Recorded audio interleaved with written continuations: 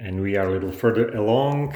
The water has been, all the plumbing has been roughed in for the vanity and the shower.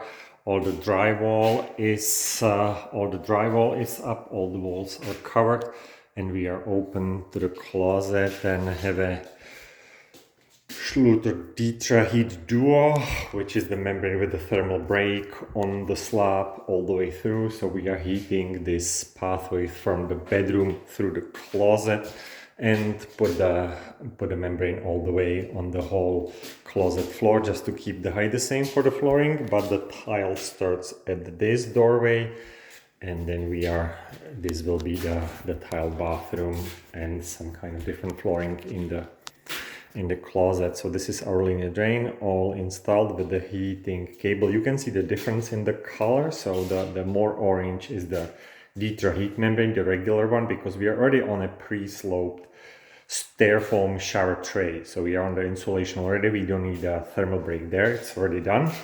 But this darker one has the felt underneath. So we are separated from the slab to keep the heat going up and not down here, wrapping the cable around the toilet, so when you sit on it your heels are warm as well as your toes.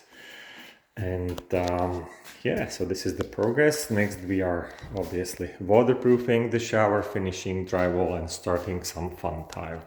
As you can see, we marked where we made a preparation for where the niche will go. We'll go with 20 by 28 niche and put shelf or 2 in it. So probably next time you will see this, we already have some tiles on the floor and be starting the walls.